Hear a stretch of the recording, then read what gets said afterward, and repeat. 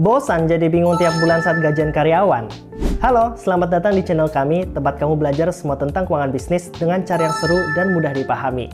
Kami tahu, sebagai pemilik bisnis, salah satu hari yang paling membuatmu pusing 7 keliling adalah saat harus menggaji karyawan. Betul tidak? Pertama, mari kita bicara angka. Angka ini bukan hanya sekedar angka, tapi cerita di balik bisnis kamu harus paham aliran kas, karena inilah nadi bisnis kamu.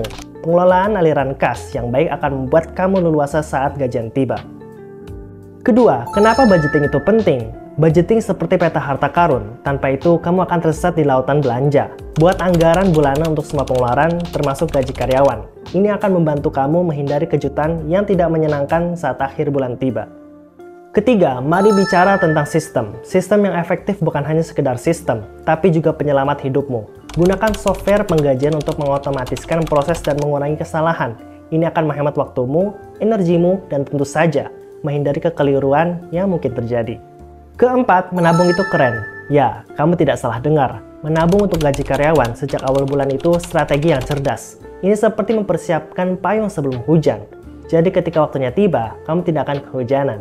Kelima, pendidikan finansial. Bukan hanya untukmu, tapi juga untuk karyawanmu. Ajak mereka memahami alur keuangan bisnis dan pentingnya efisiensi.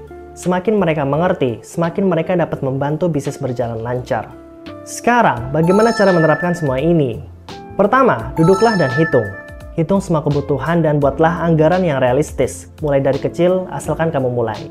Kedua, pelajari software atau aplikasi penggajian. Pilih yang paling sesuai dengan bisnis kamu.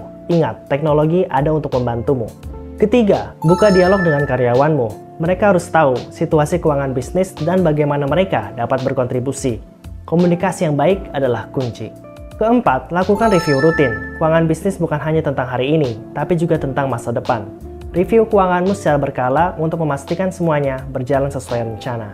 Kelima, jangan takut untuk minta bantuan. Keuangan bisa rumit dan tidak ada salahnya untuk meminta bantuan dari ahli atau mentor. Ingat, kamu tidak sendirian.